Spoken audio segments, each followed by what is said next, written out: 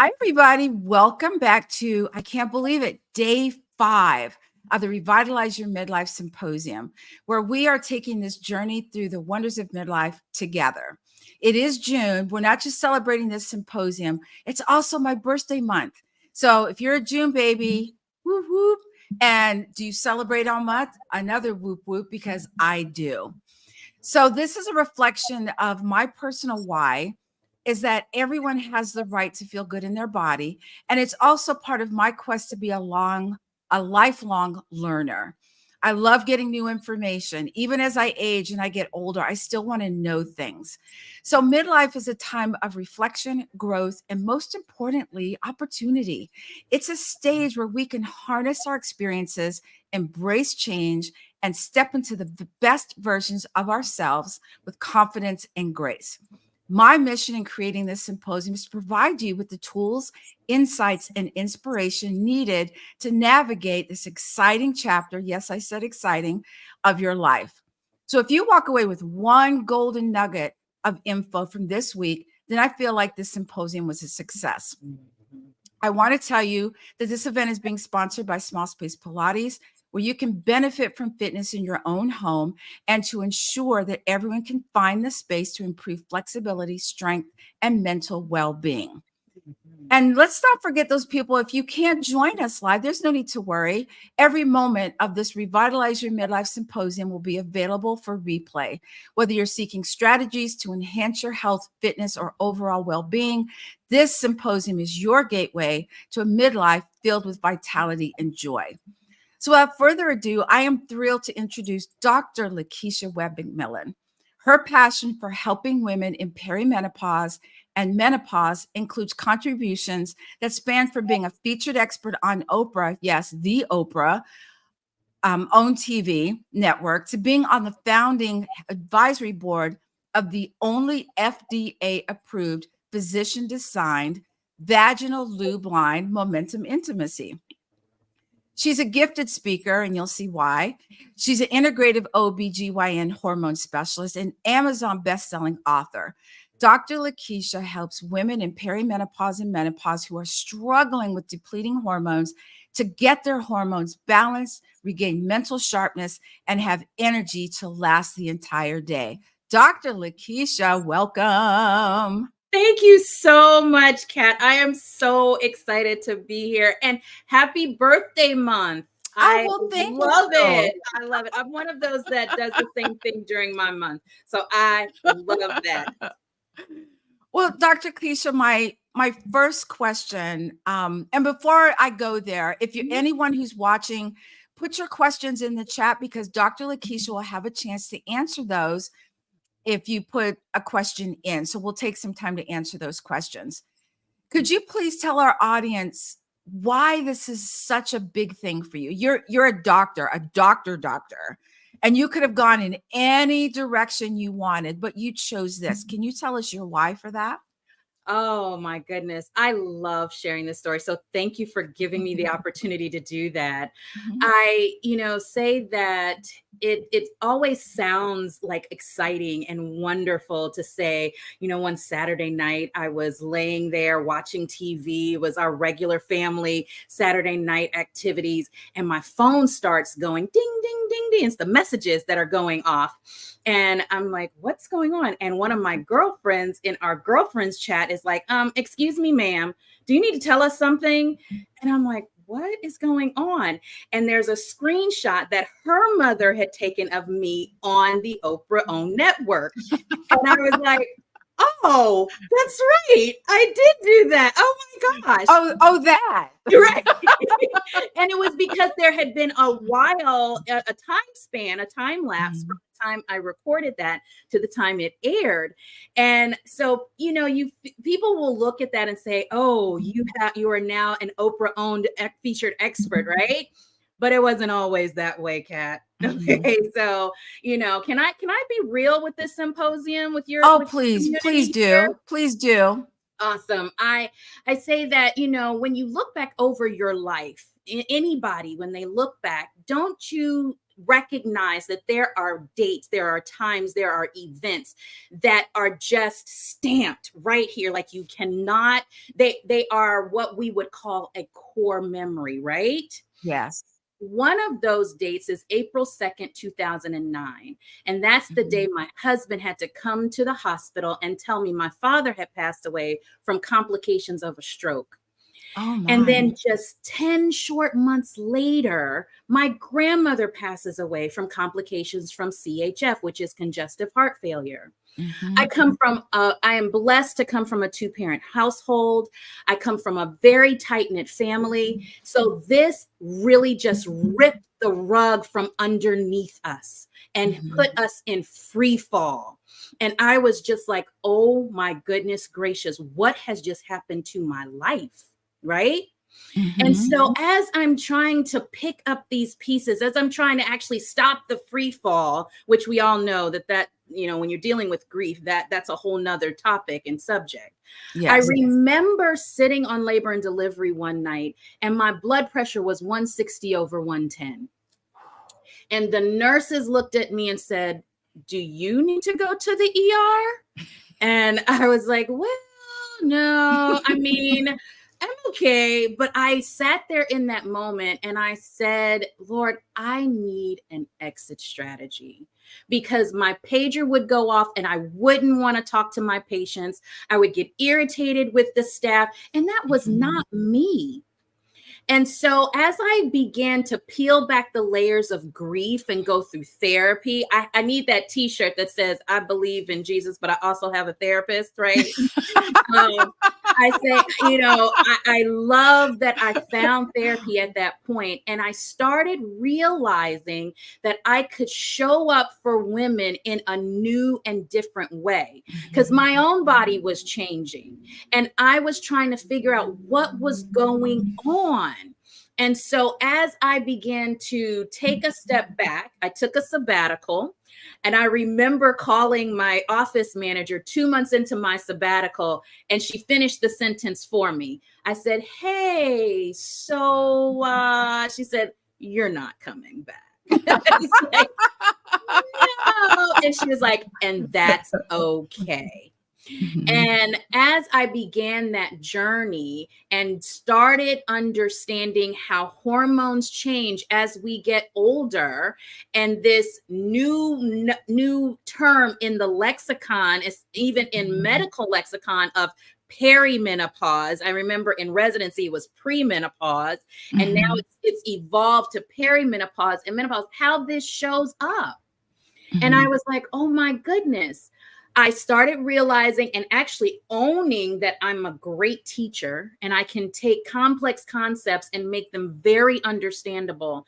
And I started taking that and unraveling it and packaging it up. And that's how now I have become your international menopause whisperer.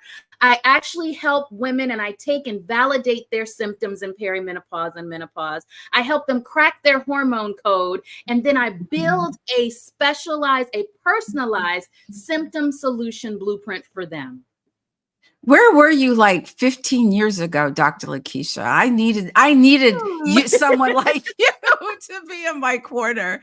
I think that one of the things that I found is that even though every woman will go through perimenopause and or menopause, or probably that it feels like you're so by yourself, like you're alone.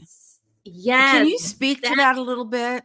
I'm so glad you said that. And that is one of the stigmas I fight to unearth and to shine a light on, because we know that when you shine a light on myths or misunderstandings, it takes the scariness out of it, right?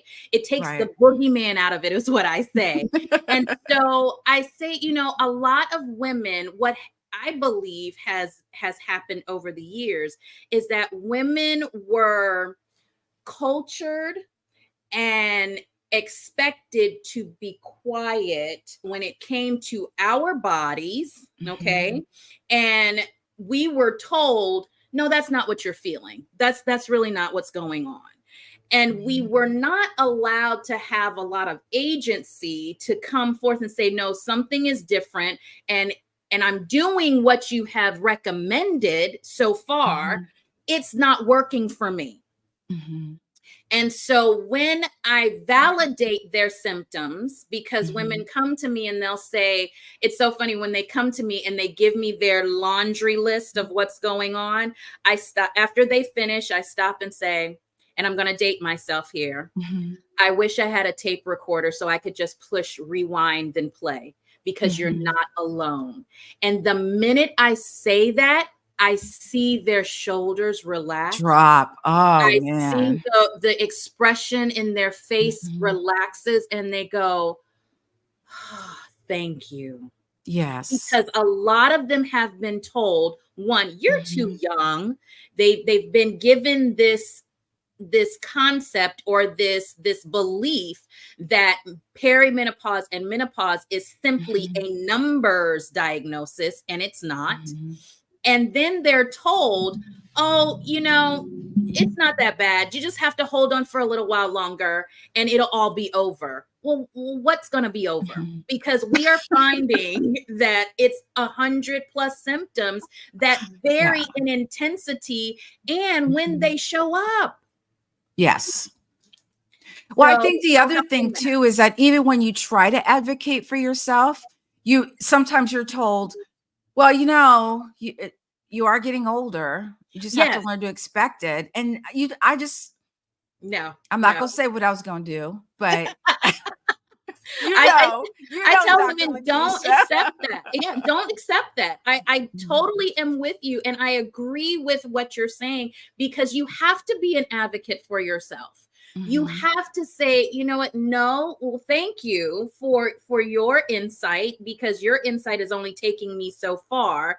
Now I need to go further, because what you have given me is not going to work for me, because I don't want to white knuckle it through. I'm not just going to hold on for dear life and just hope and wait until these symptoms get better. And that is one of the things that I feel has been passed down as well. I've heard it when I'm on other panels, when I do, small groups or even large groups. And I've had other panelists that have said, oh, honey, it's not just hold on. It'll be over. It'll be over soon and you'll be okay. And I'm saying, you don't have to be miserable and suffer. You do not. You do not. Yeah. Dr. LaKeischa, what other common misconceptions are there that you've heard in this field about perimenopause and menopause? First off, if I could, can I take a little side street first? Absolutely. Because I love to be able to talk about definitions first. Please do. do. Let's give a definition of menopause first. Menopause is technically 12 consecutive months without a cycle. That's the textbook definition. So if you go 12 months and 1 day or 12 months in a week, there are people that will give you the label or the diagnosis of postmenopausal. Okay.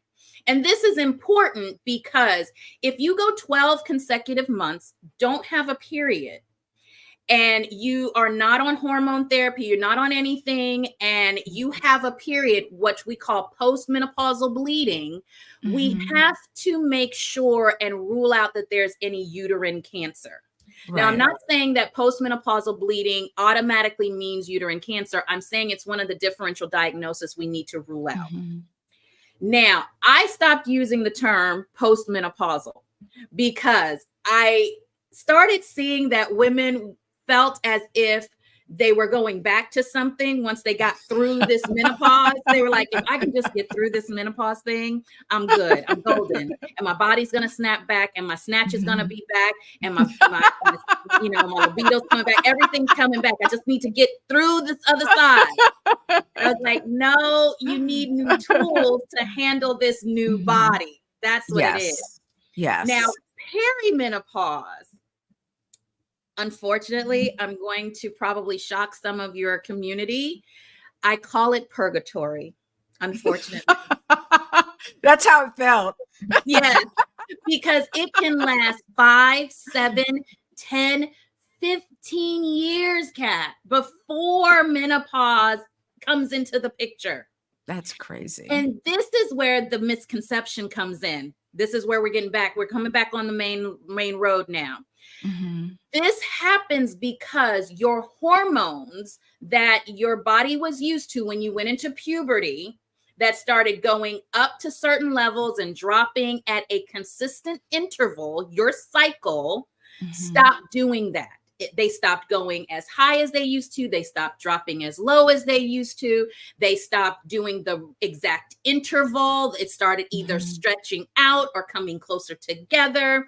And so this is why you can have these symptoms that can show up, and they can be varying symptoms for different people. So one of the misconceptions that women have that I hear a lot of is that it's age related. Women are told constantly, you're too young, you're too young. But we can find evidence that shows that your hormones can start fluctuating as early as your late 30s and early 40s. And this is the time where women start saying, wait, what's going on? I don't feel like myself. Something's wrong. Either my sleep is off, or I'm starting to have foggy brain. I can't remember things like I used to. I can't do certain things, or I can't lose weight as quickly as I used to. I'm starting to get this spare tire around my waist. So this is what I say is one of the biggest misconceptions, is that, oh, it's simply age related. Yeah, I don't like that either. I think I can say that I went a whole 11 months, and then on the 12th month had a cycle. I was like, so sorry. You got I'm so sorry. Right? I'm so sorry. But I think, look, Dr. LaKeisha, that we as women, we're busy. We've got kids, we've got a life, we've got things. And it's only until the symptoms are like knocking us here that we go, wait, what's going on? Exactly. And by that time, we're rushing to find a way to alleviate some of the symptoms. Yes. Are there some common symptoms that women experience during perimenopause and menopause, or is it different for each person? Great question. It is different for each person. And that is why, in my opinion, it is one of those things you feel like you're hitting a moving target. And that's why when you go to your doctor, some will say you're fine, you're normal, your labs are normal. That's not a symptom of perimenopause. That's not a symptom of menopause. And so you feel as if you're kind of getting jerked around, Yes. And you're just like, but something's wrong. And so then you try and go down certain pathways, different diagnoses. You're going to this specialist and that specialist, and you're trying to figure things out. Actually, one of the things that I do find is that women can have cardiac symptoms that really don't have a cardiac origin. What do I mean by that? Palpitations. I have a lot of women that come to me and say, oh my gosh, my heart is racing. I feel my heart. Yes. I'm not sure. I got the $1 million workup from the cardiologist that came back and said to me, there's nothing on your test. Everything is normal. You wore the Holter monitor for 14 or 21 days. You got the stress test done. You did all of the non-invasive type of testing. And they're like, what I've come to find is that we know that progesterone in particular can affect the electricity of the heart. And your electricity circuits are what can actually impact your rhythms and what you feel. And so I've had patients where they've done the $1 million workup. They come to me, I do my workup, my kit workup that I do, and then I see that their progesterone is super low, which I probably figured already just from them telling me their story. And when they get on progesterone, and it's usually about maybe 2-3 months later, they're doing their follow-up, and I go, hey, how are those palpitations? And they're like, I haven't had one in a while. Yeah. Right?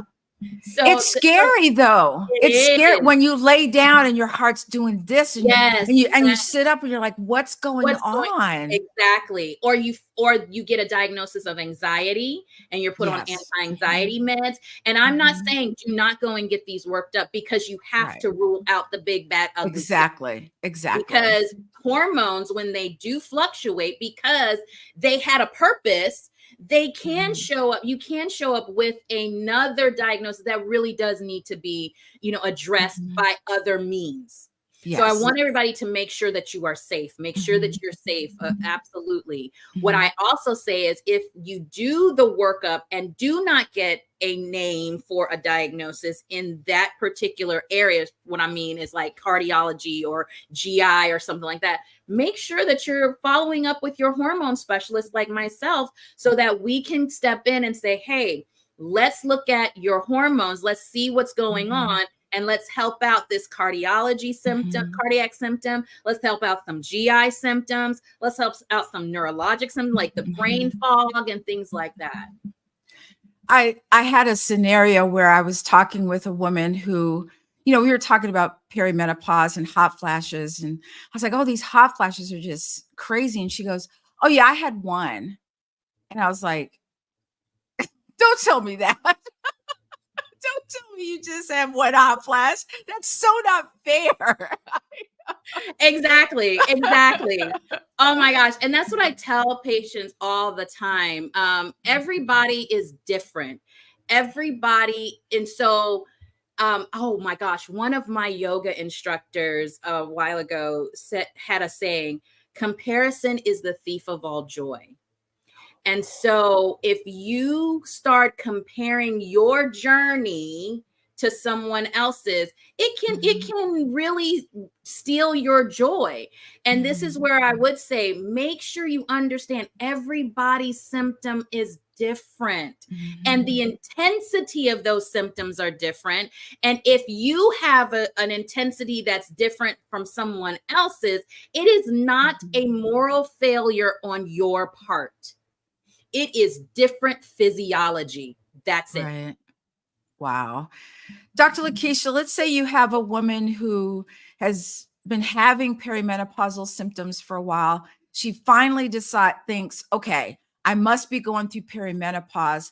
What does she do to manage those symptoms? Where does she start? Because I think it's really hard for us to kind of go, where do I go? Number one, which direction do I go? Number two, and how do I know what's right for me? Number three. Ooh, Kat, you were asking some great questions tonight. Great questions. So if you find yourself having symptoms and you are saying, hey, I've gone to all the other avenues and I really believe that this is perimenopausal, what is happening now is the voice of perimenopausal women and menopausal women is starting to swell. And so we are creating this groundswell. We are starting to create a grassroots type of movement that is allowing experts to start coming up in the space. This is allowing I call them my hormone hotties, to come up and Mhm. give their stories. And so you're able to, this is the double-edged sword of social media, right? Because Mhm. now we do have access, and you can start following, you start getting some information. You can start saying, oh, that sounds like me. Oh, wait, hold on. Maybe I should listen. They may have some resources that I can go Mhm. to. Make sure your sources are credible, and make sure that you're not just saying plug in and let me try and do the same thing they did, but get that information and say, okay, what could I try? Because some people are saying, hey, insurance doesn't cover a lot of this. That's Mhm. another big issue. And so their cost is something that they really have to consider.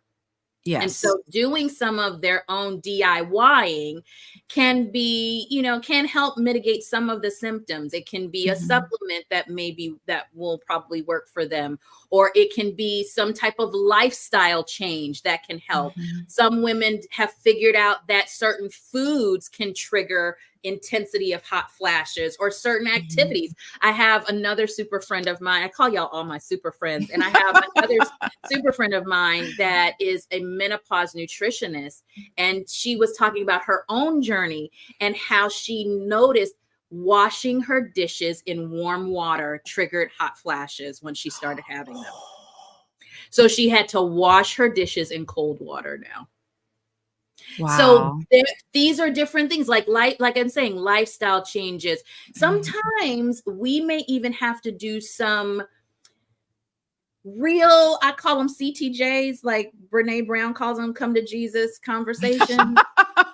And say, are there certain stressors in my life that are triggering a stress response, which is now hijacking my system and making my symptoms more intense? So then it may be that hard conversation of a job change, of letting some relationships go, of really doing some real excavating in our lives and figuring out what is our next. Absolutely. Before we go to break, can you expound just a little bit on, and this is probably a whole nother show, but could you kind of talk about why it's not covered by insurance? Is there any reason, or is it just one of those things where they go, yeah, no, we're not going to do that over here. We're just going to put it over here. Is there a reason why they don't?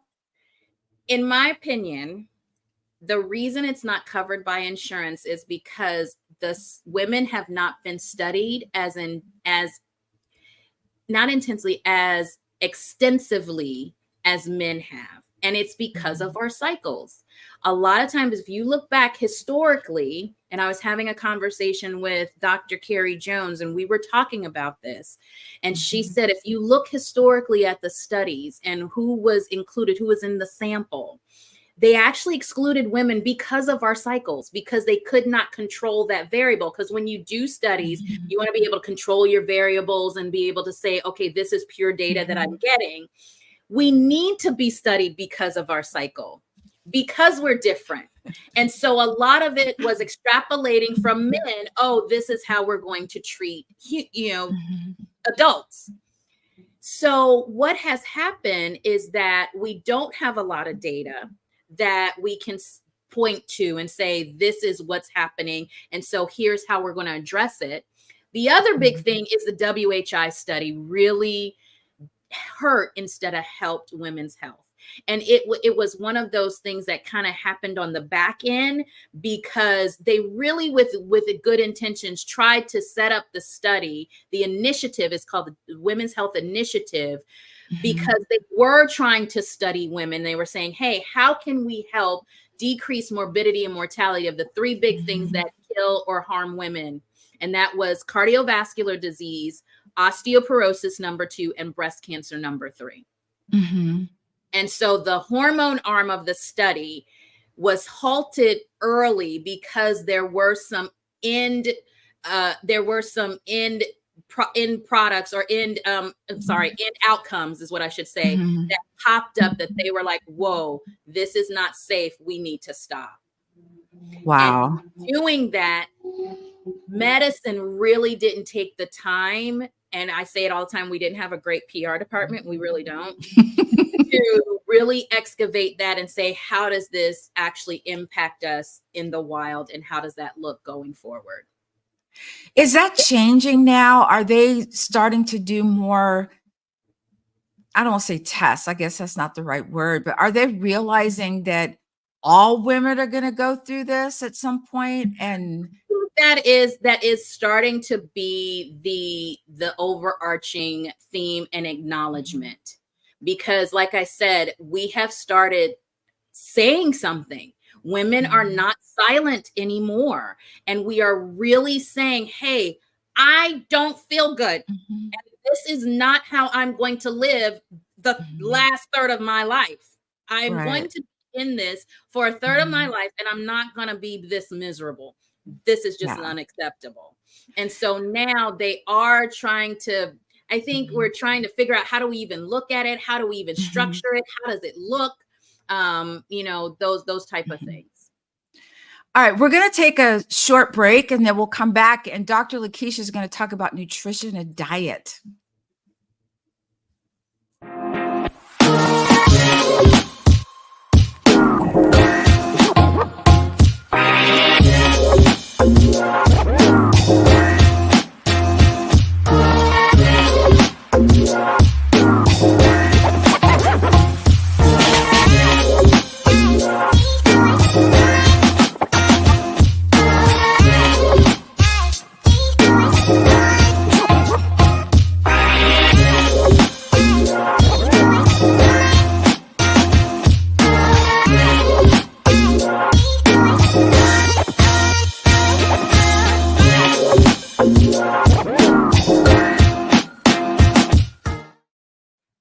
And welcome back. For those of you that just joined us, I am Kat Cortado, the host, and this is the Revitalize Your Midlife Symposium. And we are talking to Dr. LaKeisha, who's giving us, dropping nuggets of information about perimenopause and menopause. So, Dr. LaKeisha, how does nutrition play a role in managing either perimenopause, menopause, or both? Oh, wow. That is a huge topic. And what I do when I approach nutrition is I'm looking at helping women to identify foods that can be inflammatory triggers. Because when you're in perimenopause and menopause, you're losing your innate ability of anti-inflammatory ability. Let's say it that way. When testosterone starts dropping, you are losing that. Progesterone also has an anti-inflammatory property. So choosing foods that do not trigger inflammation is huge. So one of them, ladies, is our nightly glass of wine or our cocktails that we love. Alcohol can really trigger an inflammatory response. So I have patients that will come and say, wait a minute, you're telling me I can't do this anymore? I said, I'm not telling you can't. I am explaining that what happens as we get older, we lose the activity of alcohol dehydrogenase, which is an enzyme in the liver that breaks down alcohol. And as that starts slowing down, you actually hold on to that chemical makeup longer, which causes an immune response that is an inflammatory response. When you have inflammatory responses, you can trigger night sweats, you can trigger hot flashes. When you have alcohol in your system, you're dehydrated, so you're not hydrating all the areas of our body, if you know what I mean. And so there are areas that are getting dry that we don't want to get dry, and so that can be one of those things. Processed sugar has been known to trigger hot flashes more intensely, and it causes an immune response. And what happens is when we have these foods that are triggering inflammation, it can actually disrupt the microbiome of our gut health. So we love big words in medicine. You know, it makes us feel smart. It makes us feel like all my loans were worth it, right?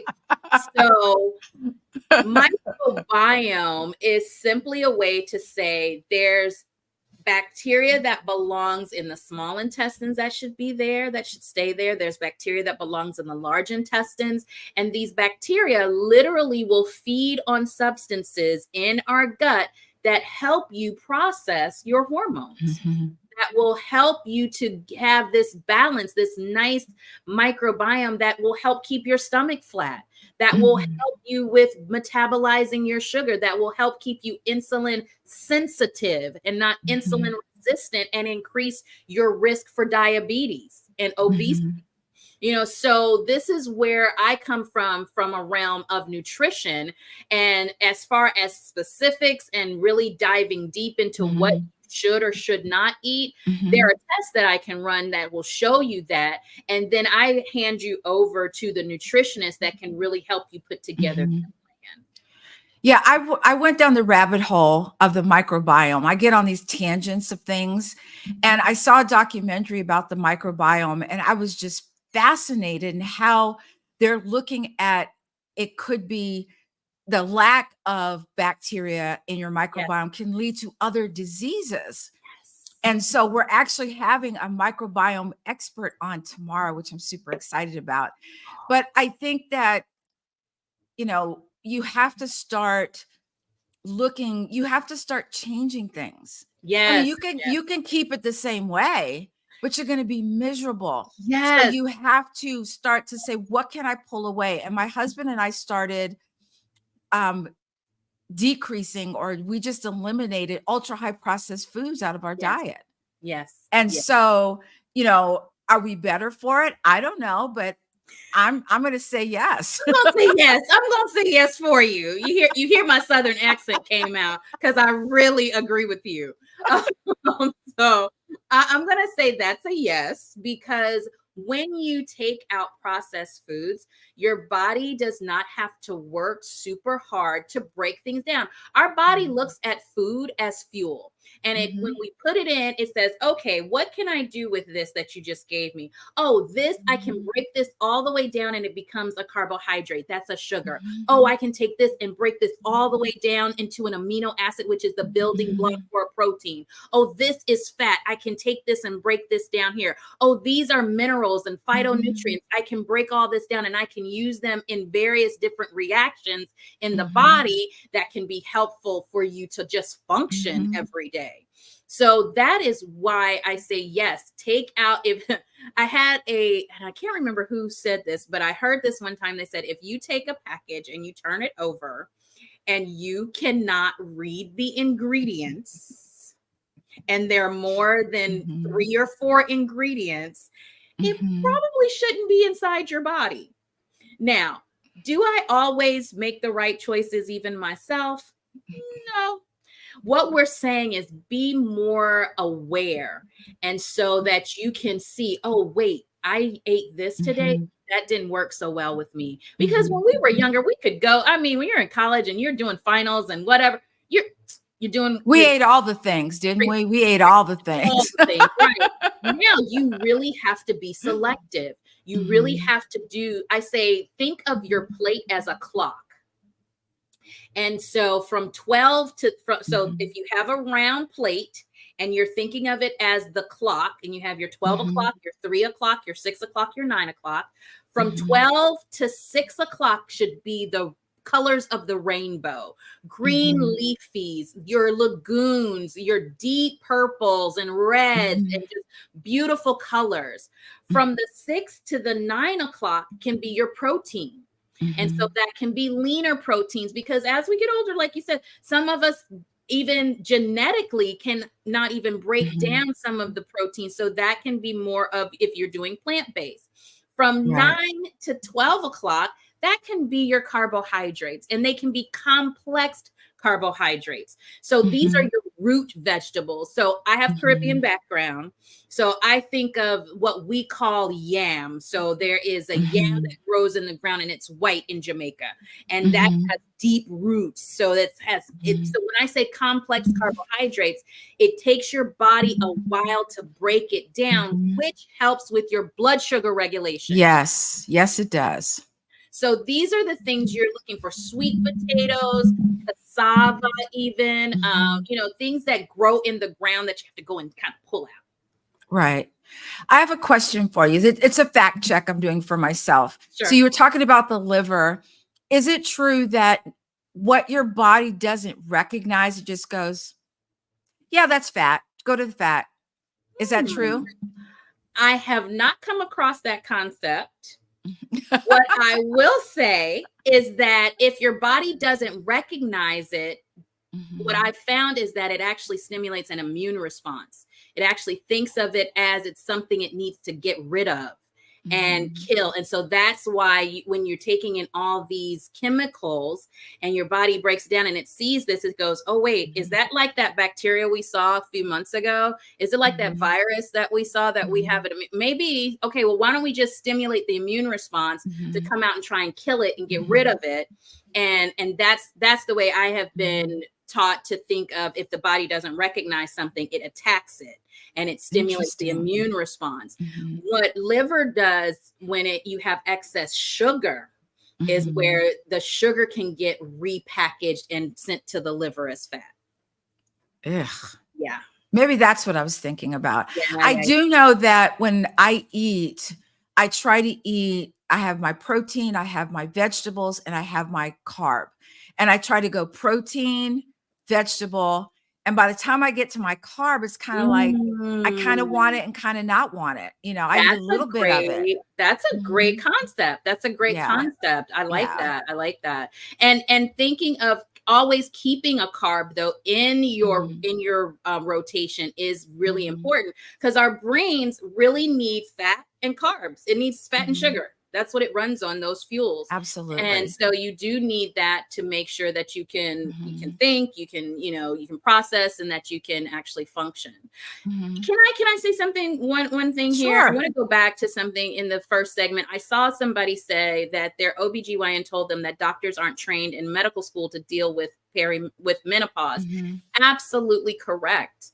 I'm not sure what the curriculum is now, but when I was there 20 years ago, no, over 20 years ago now, that was not part. And so in medical school, there are your basic sciences is what we call them.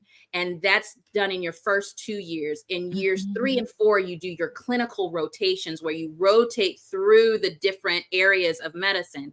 And so when you're rotating through OBGYN, it's not a lot of training. Even when I went into residency for OBGYN, we weren't really taught a lot about, at that time, we were calling it premenopause and menopause. We were saying, okay, well, when a woman goes into premenopause, her periods get a little wacky. You can put them on birth control to help, stop that, because that was the biggest thing. It was like, you just don't want that to be an irritant. But there's so much more to this. And so, yes, you kind of have to give your docs grace, because if you're thinking about this, we are the docs 20 years ago that had the WHI study run into our morning reports. I remember it clearly. And they said, hormones are bad, take everybody off. That was the end. And we weren't given another tool to use in our medical handbag. Oh, that's sad. Let's switch gears a little bit. Can you talk about alternative therapies that can help alleviate menopause symptoms that you've seen in your practice? Oh, I love using things like acupuncture is very, very good, because acupuncture helps to take away inflammation. It really does help to take down inflammation. Massage therapy, because again, you're getting rid of toxins and inflammation. And it's not just this is my self-care type of thing. I actually had a massage therapist help me to understand they're really moving that excess fluid out of the tissues back into the vessels so that you can excrete it through your kidneys and your poop, basically. So massage therapy, acupuncture can be very helpful. I love floating, magnesium floats, using the infrared sauna. So these are ways to be able to get toxins out of your body, to be able to help your body deal with the load that it has now and be able to process everything. Another thing I love, grounding. I am a huge, huge fan of grounding. Simply going back to our roots as children and walking barefoot outside.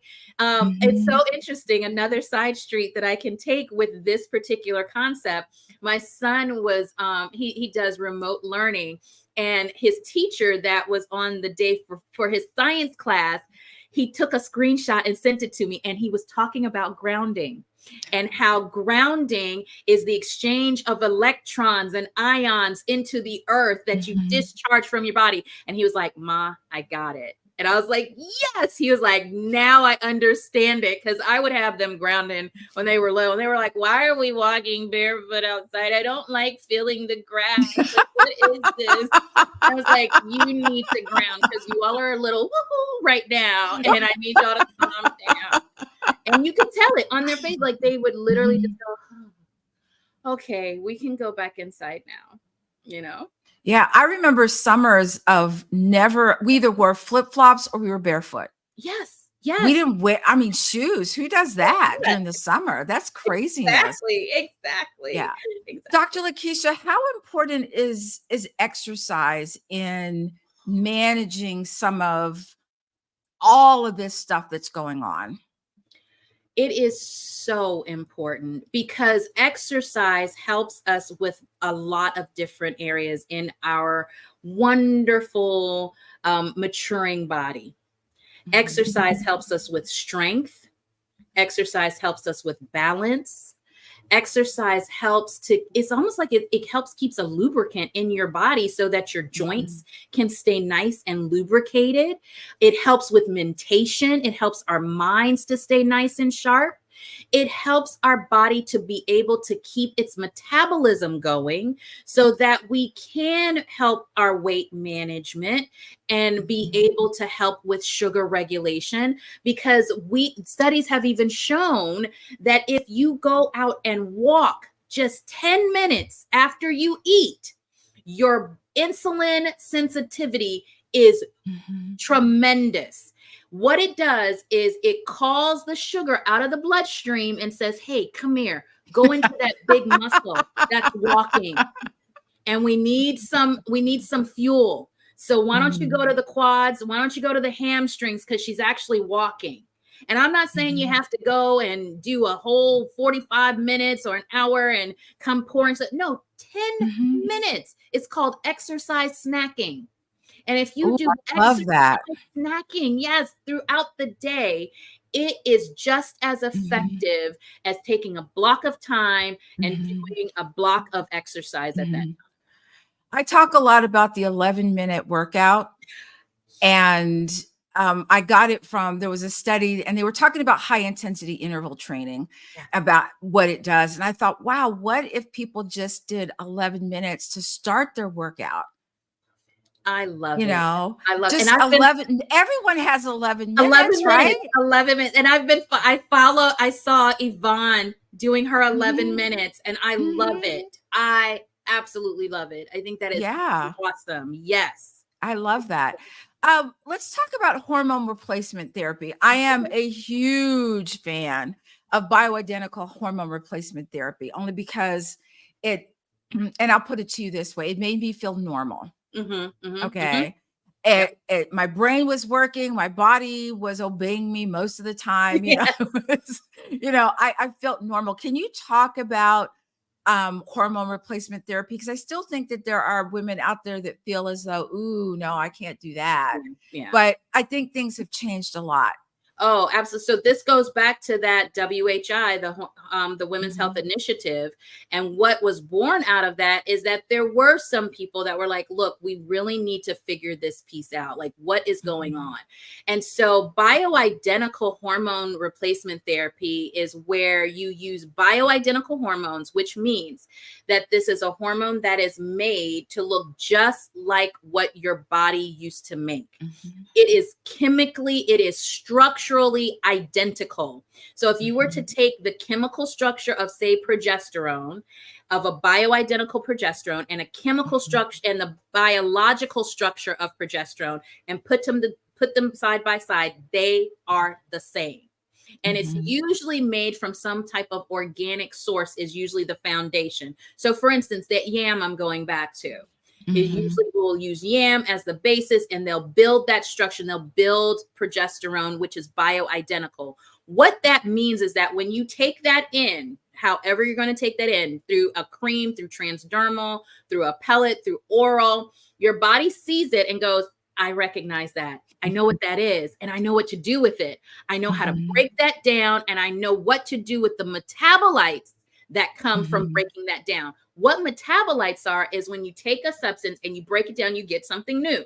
You get a new structure, and then you break that down, and then you break it. And so the body goes, okay, I don't need this end product anymore. I'm going to shunt that over to the liver. It's going to change its structure again. And then the liver is going to shunt that over to the gut, to your intestines, going to change that structure again. And then you're going to poop it out, or you're going to pee it out. Okay. And when your body knows, okay, I don't need all these metabolites running around unchaperoned, unsupervised, and causing havoc, then you're using what you need, and your body is able to feel a sense of relief because it has the fuel source it needed. And like you said, I love how you said that. I'm going to steal this from you, Kat. Your body started obeying you. And so it was a new tool that you used to get your body to obey what you wanted it to do, which meant it's time to go to sleep. I'm tired. It's the end of the day. I'm ready to go to sleep. Okay, I can shut you off. Yes. I can help you land the plane, and we can get some restorative sleep. What's happening for a lot of women, their body's not obeying them anymore. I want to go exercise and build muscle. I want to do this and make sure that I can lose weight. Or, I have this event coming up. I want to get into that dress, or I just want to feel my best. I want to make sure my blood pressure is good. And the body is now obeying you. I love that concept. Can you talk a little bit about the bioidentical and what doctors used to prescribe, also known as horse urine? Yes. Thank you for completing that thought. So what we studied in the WHI initiative, the hormone arm of the study, it took conjugated equine estrogen, which came from horse urine, and they packaged it up, and they took progestins, which is a synthetic form of progesterone, packaged them up, and they named them either Prempro or Premarin, and gave that to women. And what they do, what synthetic hormones do, is it mimics the biological. It comes in and it can press on the receptor, and the receptor goes, oh, okay, yeah, there's something happening here. I'll do with this. I'll obey this command. But then the body breaks that down, and it's these metabolites it doesn't know what to do with. And so what they found was that when you were looking at the equine estrogen arm of the study, it did increase your risk of having a blood clot, either in your legs or your lungs. There appeared to be an increased risk in breast cancer initially, and it looked as if it was with the combination of estrogen and the progestin. But when they looked at the data again here recently in 22, there was no statistical significance in that data, which means your risk of having breast cancer of just being a woman, there was no increase in taking the progestin and the estrogen. So we have to go back, and we need, again, a better PR department so that we can get that word out. Seriously. Absolutely. So that we can take away the stigma that hormones are bad. Hormones cause bad, ugly things, and hormones should never be put in our body. It's the type of hormones. It's the delivery system. It is how much you're doing. And you need to make sure that you have someone that is aware of how to make adjustments and how to follow you and know how to make sure that you do stay safe. I can say, if someone's listening, that the bioidentical hormone replacement therapy, they actually did blood work on me. And, I came back and she goes, oh, honey, you don't feel good. Yes. That's basically what she said. And I go, you're right. Yes, you're right. I don't feel good. Thank you. Thank you for validating me. And I think that's huge.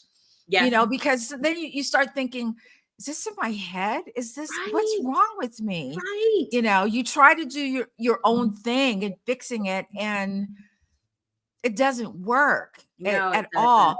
So I have one last question for you, Dr. LaKeisha, is that how should women decide if HRT is the right option for them?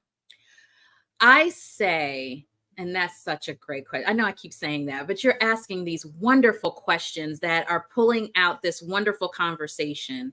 Mhm. I always say informed refusal is just as important as informed consent. And the way you come to those conclusions is by information and by asking the questions and understanding what is in this, or what is it? How does it look? Like you, how do you follow me? Like you said, they did blood work. There are different types of testing that you can have done, and there are different ways that physicians that can look at you and say, okay, this is what I'm going to do, and this is how I'm going to follow you. And making sure that you understand, okay, what happens if there's a little too much in this formulation, if there's not enough in the formulation, how do we make adjustments? Because your body's doing that naturally, you know. It is actually going, oh, she needs a little bit more. Let me dump a little bit more from her ovaries or her adrenals. Let's make these adjustments. So your body's amazing and it's wonderful and does that Yes. on its own. And so being able to try and mimic that is what we're trying to do for you, right? And so learning if BHRT is right for you means having a conversation, asking the question. And it may not be just one conversation either. It may be multiple conversations that then give you enough information for you to process, because everybody processes their information differently. And Right. say, okay, I'm at a point where I can do the next step, where I can say, nope, this isn't for me. Or you know what? This is something I want to put in my hormone hottie handbag and I want to try it out. I can tell you that I went back 3 times to the same place. And it was only on that third time I was like, because they kept telling me the same, you know, and I had to feel comfortable with it. Yes. And finally I said, okay, let's do this. Dr. LaKeisha, I feel like, you know, you're one of my favorite people. I'm just gonna say it. Aw. You're like my best friend in my head, you know. I love it. That's what I love. Thank you. Oh, I've accomplished. I accomplished my goal. Absolutely. That's what I love. And that's why I even wrote my book. And the way I wrote the book is as if you're talking to a girlfriend, you're sitting on the couch and she just happens to be a doctor. And she's like, hey, you want to know some secrets? Let me tell you a couple things. Yeah. And that's the way that I love being able to talk to people. How can people find you, Dr. LaKeisha? I think what you bring to the table is so important, and your delivery is just, you know, people want to lean into you. They want to Oh, lean in thank and listen. you. And I love that about you. So where can people find you or follow you or whatever? I am on all social media platforms at Dr. LaKeischa MD. That's DrLakeischa MD. And if you want to make a consultation visit with me because you're just like, hey, all this stuff that you're talking about, it resonated with me. I was like, wow, I need to know more. Go to talkhormones.com and schedule your consult visit with me today. I love it. I'm an honorary hormone hottie, by the way, just in case you're listening in. Absolutely. Yes, you are. Yes, you are. Dr. LaKeisha, this is just fascinating. I love talking to you. If you didn't get a chance to, you know, join us, this will be on replay. My guest tomorrow, day 6, you guys, is Mandy Patterson. She's going to be talking about the microbiome that we had just kind of briefly touched on.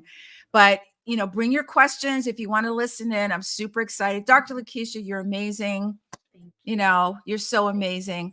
And so until next time, I think we're getting ready to go. So bye.